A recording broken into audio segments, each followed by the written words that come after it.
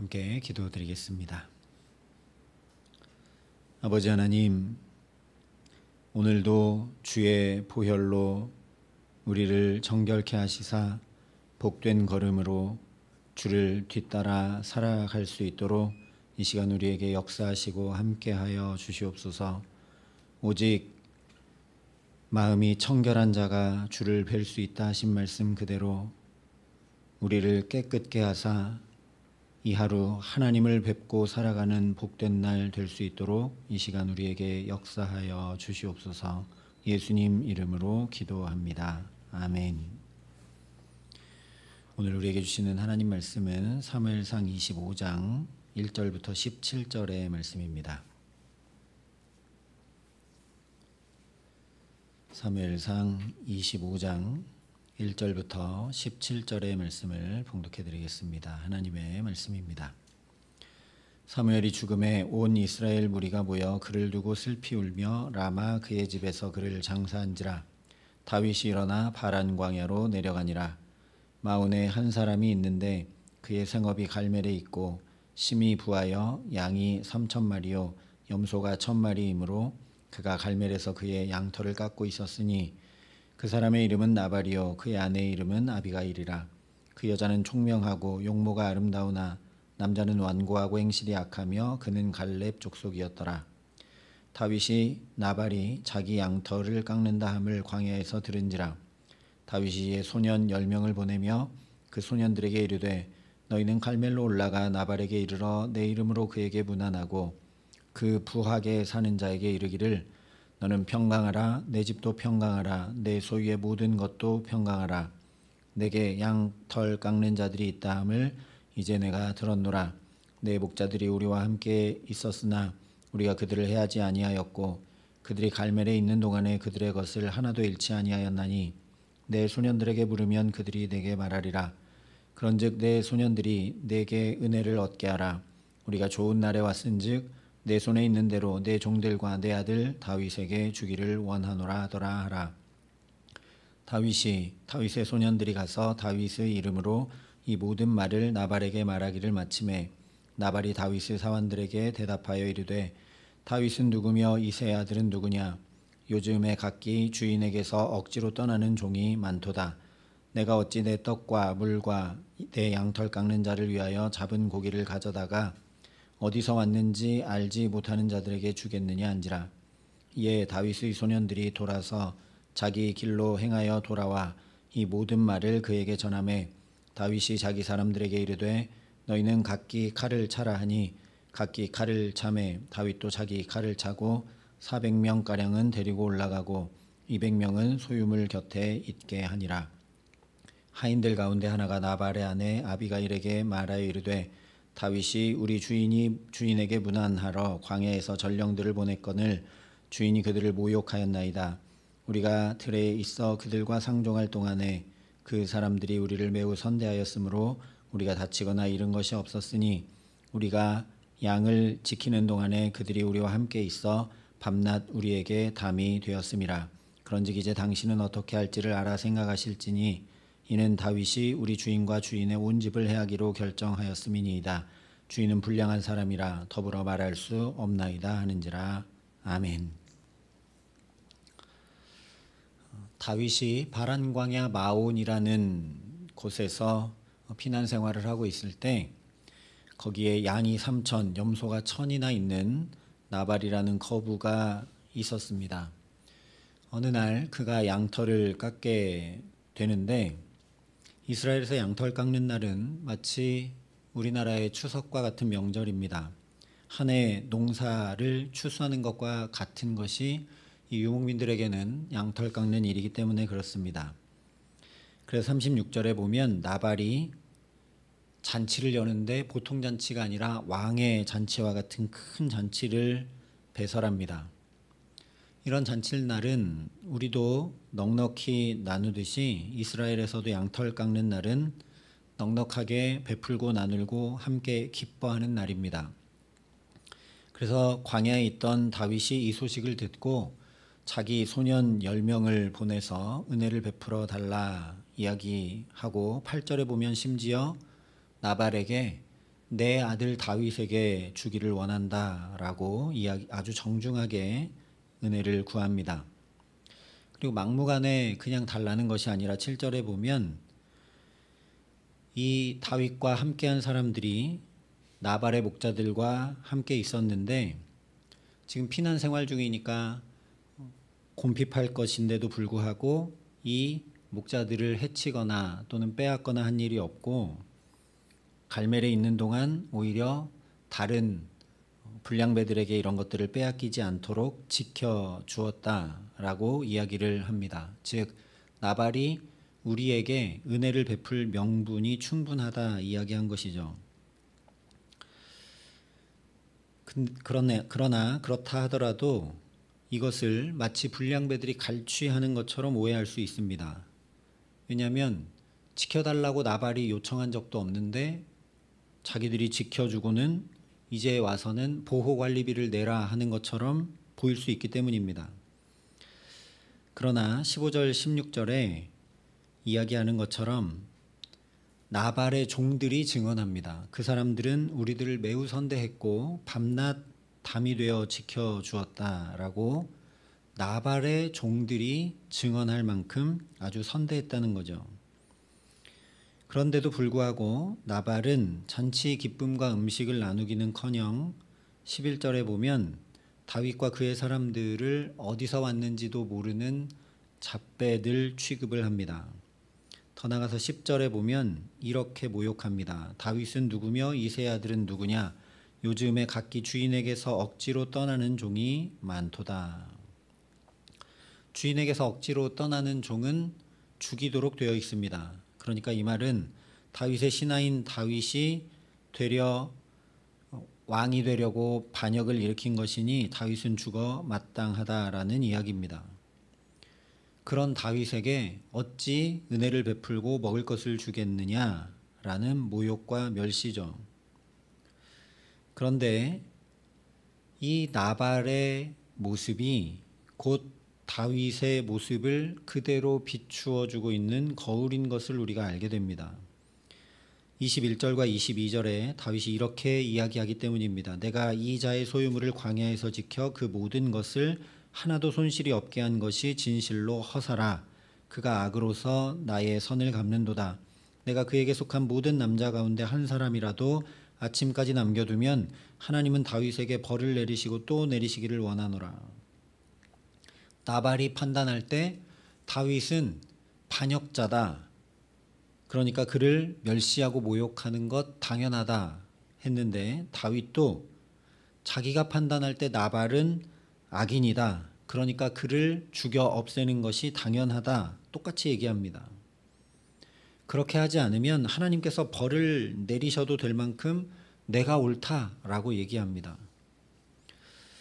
참으로 낯선 다윗을 여기서 우리가 마주하게 됩니다. 지금까지는 죽음의 위협이 코앞까지 닥쳐오는 도피 생활을 하더라도 그 억울하고 힘겨운 모든 것을 참고 견디고 모욕과 멸시만 주는 것이 아니라 실제로 자신을 죽이려 하는 원수 사울의 생명을 살려주기까지 했었기 때문입니다.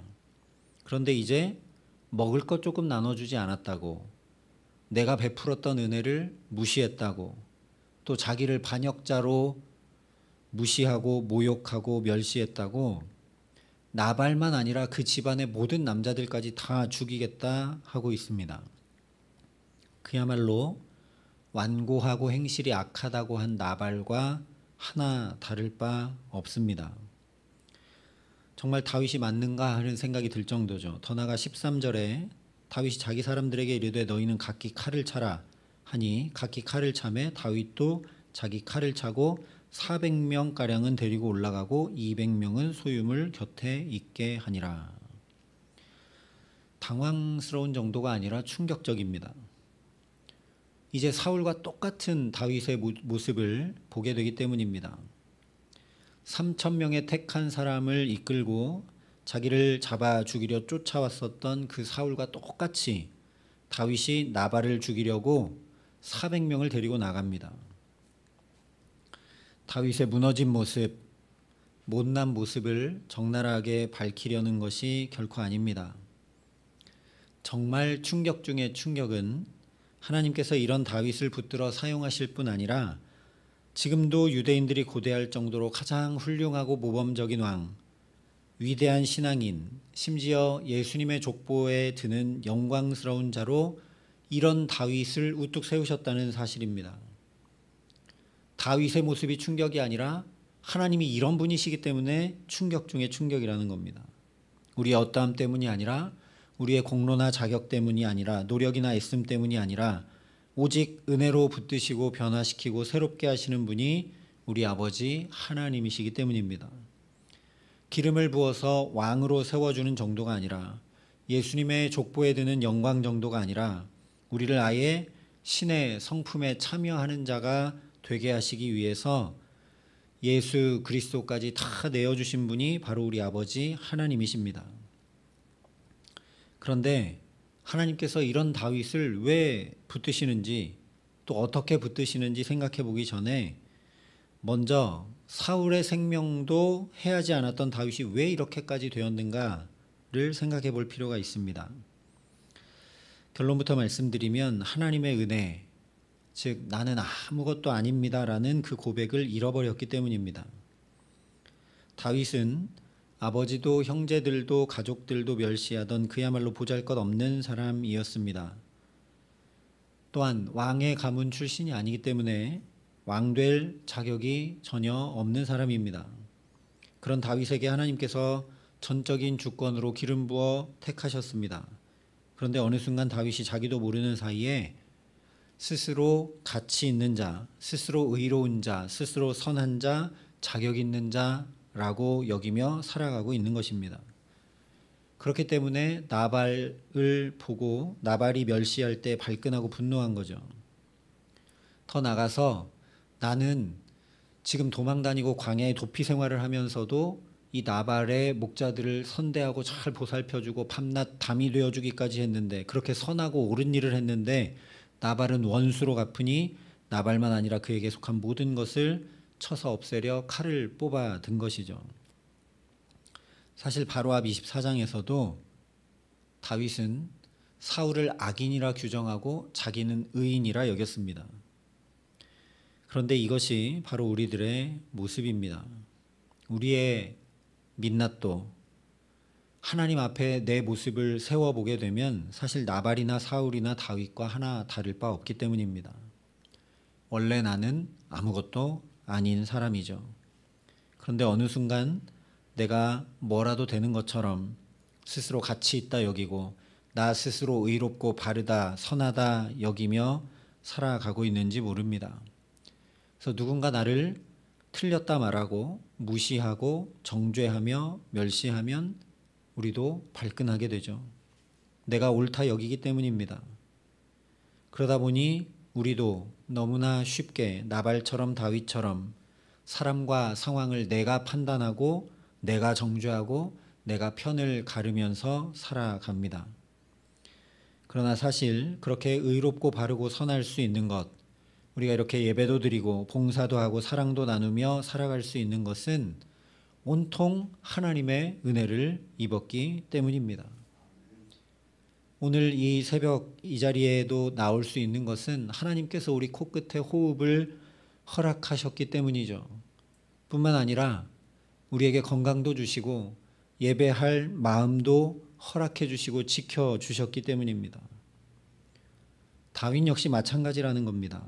자기 생명을 찾는 사울을 그냥 놓아줄 수 있고 도피 생활하고 있는 중에도 나발의 소유를 지켜줄 수 있었던 이유는 사실 하나님께서 다윗을 돌봐주셨기 때문이죠. 다윗이 스스로 나발의 소유를 해하거나 탐내지 않을 수 있습니다. 다윗이 혼자 그렇게는 할 수 있는지 모릅니다. 그러나 궁핍하고 늘 도망다녀야 하는 도피 생활을 함께하는 600명 모두가 풍족한 나발의 소유를 보면서도 다 똑같이 한 마음으로 그렇게 행했다는 것은 그야말로 기적이고 하나님께서 그 600명의 모두의 마음을 다 지키시고 함께 하셨다는 증거입니다. 하나님의 은혜 때문이지 다윗의 선함, 의로움 때문이 전혀 아니라는 말씀입니다. 그렇습니다. 내가 이만큼이라도 살고 있는 것 다 하나님께서 은혜로 돌보시고 덮으셨기 때문이지, 내가 의롭고 내가 자격 있고 내가 선하고 내가 괜찮은 사람이어서가 전혀 아니라는 말씀입니다. 우리도 그 하나님의 은혜를 입으면 오늘 다윗처럼 못난 내가 금세 드러나게 됩니다. 아무것도 아닌 내가 금세 튀어나오고 말게 됩니다. 오늘 나발과의 사건 속에 이것을 처절히 경험한 다윗이 나중에 하나님 앞에 이렇게 다시 고백하죠. 여호와 하나님이여, 나는 누구이오며 내 집은 무엇이기에 나에게 이에 이르게 하셨나이까. 여호와 하나님이여, 나를 존귀한 자들같이 여기셨나이다. 동일한 의미로 사도 바울도 이렇게 고백합니다. 미쁘다 모든 사람이 받을 만한 이 말이여, 그리스도 예수께서 죄인을 구원하시려고 세상에 임하셨다 하였도다. 내가 죄인 중에 괴순이라. 다윗과 바울처럼 하나님, 나는 아무것도 아닙니다. 그래서 하나님의 은혜 없이는 오늘도 살아갈 수가 없습니다. 주님의 보혈로 이 죄인을 덮어주시고 정결케 하여 주시고 깨끗한 마음으로 주님 뵙고 주님 은혜를 덧입어 살아가게 하여 주옵소서 간구하는 저와 여러분 될 수 있기를 바랍니다. 그래서 우리 가정도 자녀들도 일터도 모든 삶도 친히 돌보시고 채우시는 하나님의 은혜로 인해 존귀히 여김받게 하시고 가치 있게 하시고 보람 있게 하시고 선한 삶을 살아가게 하시면서 의로운 걸음 복된 걸음으로 날마다 인도해 주시는 귀한 은총 더해 주시기를 예수님의 이름으로 간절히 축원합니다. 함께 기도하시겠습니다. 아버지 하나님, 주님은 우리의 허물과 죄를 덮으시고 사하시는 주님이신 줄 믿습니다. 나는 아무것도 아니고 하나님 앞에 서면 원수요 죄인일 수밖에 없는 자입니다. 그러니 아버지, 자비와 긍휼을 베풀어 주시옵소서. 오늘도 하나님의 은혜 없이는 하루 한순간도 살아갈 수가 없습니다. 못난 내가 튀어나오게 되고 하나님, 판단하고 정죄하고 악을 행하며 살아갈 수밖에 없는 죄인이오니 주님, 우리에게 은혜 위에 은혜를 더하여 주시옵소서. 그래서 이 새벽 첫 시간 또 주께서 여기 붙들어 주시고 간구하게 하시는 줄 믿사오니 오늘 필요한 은혜를 우리 각 사람에게 부어 주셔서 그 은혜 가지고 그 은혜를 덧입어 주와 함께 복된 걸음으로 살아감에 부족함 없도록 이 기도의 시간 우리 모두에게 함께하여 주시옵소서. 이제는 주 예수 그리스도의 은혜와 하나님의 사랑과 성령님의 교통하심이 여기 머리 숙여 오직 주의 은혜에 붙들려 살아가기를 소원하고 결단하는 여기 모인 모든 주의 성도들과 사랑의 빛교회 모든 교우들과 이 나라 이 민족과 이 귀한 복음을 오늘도 세계 만방에 전하시는 선교사님들 가운데 이제로부터 영원토록 함께 하시기를 간절히 축원하옵나이다. 아멘.